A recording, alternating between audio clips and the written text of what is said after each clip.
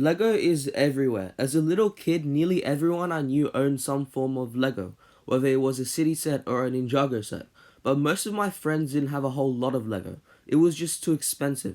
In fact, today some Lego sets can cost $300 plus, which is the equivalent of 6 months worth of electricity for an average person or 100 gallons worth of milk. That's a lot of milk. He needs some milk. So why is Lego so expensive? For Lego, there's little to no competition in the brick market, so theoretically, Lego can charge as much as they want. Well, sort of. Remember, at the end of the day, Lego is a toy, and majority of their customers would be parents, so they are competing with other toy companies. So why is Lego so expensive? And to answer this question, let's take a look at what makes up the price of a Lego set. But first of all, how much does Lego make in sheer profit per set? And that number is around an average of 25% profit per set. Meaning if a set retails for $100, Lego will make $25 off profit. And that's very surprising because that's actually really low.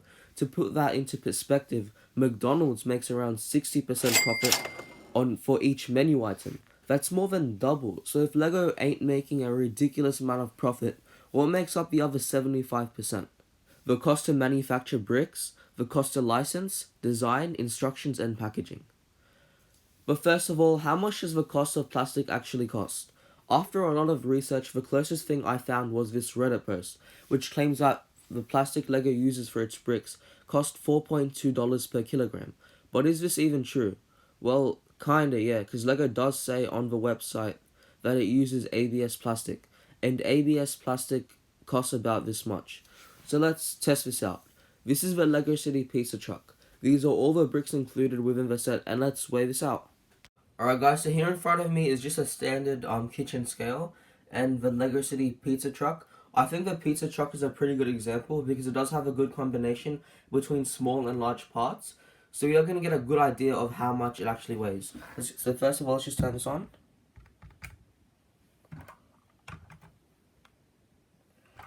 Alright. So it's currently at 0 grams. Let's put the...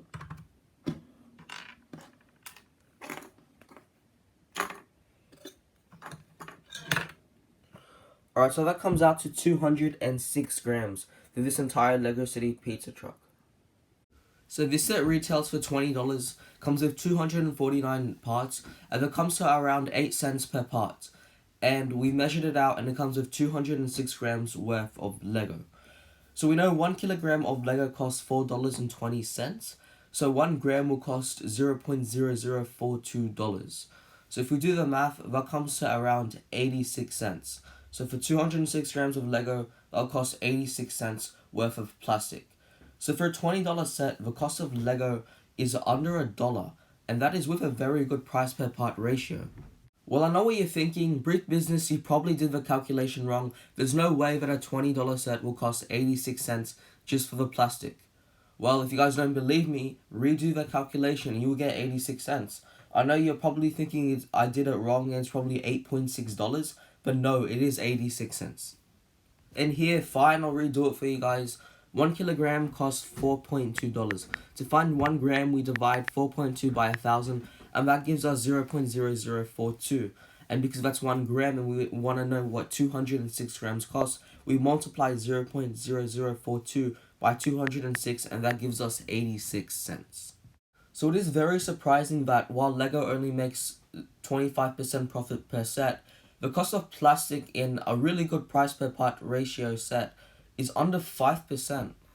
But remember, that's just the cost of the plastic. We need to include the cost of labor, electricity, all the costs in relation to the factory, and of course the cost to mold the plastic into a Lego brick.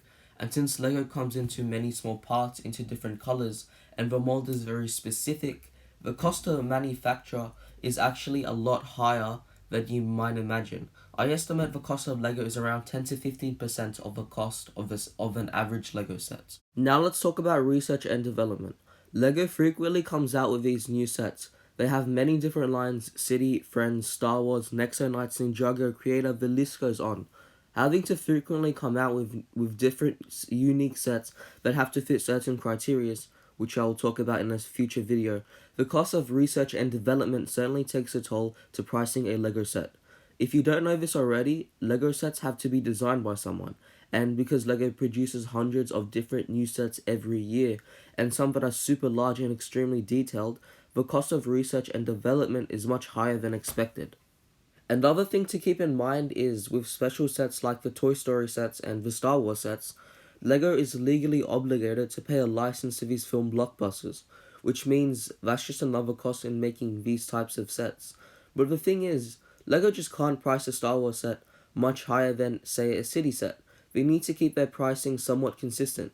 So what LEGO can do is, instead of increasing the price of a Star Wars set dramatically, they can offset the cost of paying for the license by slightly increasing the cost of all sets, whether it's City, Friends, Creator, whatever, to compensate for the added cost of paying the license to make the Star Wars set.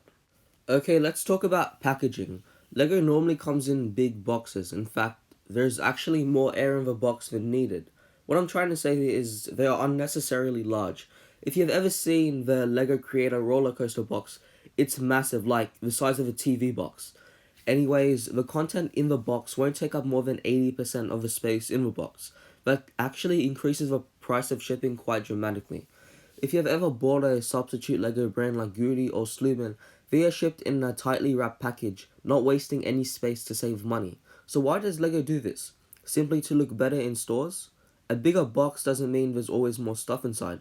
But if you see a bigger box, your brain automatically assumes there is more stuff inside, and it's, quote, better again, increasing your chances of buying it. But bigger boxes cost more, which makes shipping cost more, especially the big Creator Expert sets. The shipping cost adds up very quickly, and again, LEGO needs to keep their pricing somewhat consistent. So the price of shipping bigger, heavier sets such as the Assembly Square and the roller coaster will cost way more. So you might be wondering, why does LEGO do this? Other companies package their products in really small boxes. For example, if you've ever seen the iPhone 12 box, that box is really small. Why?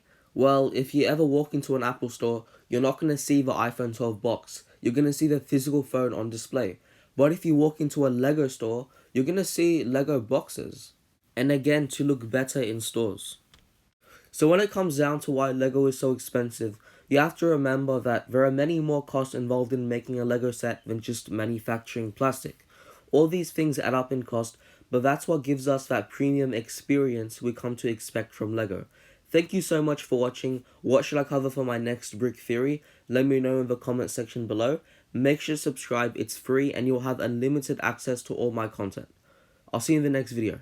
Bye.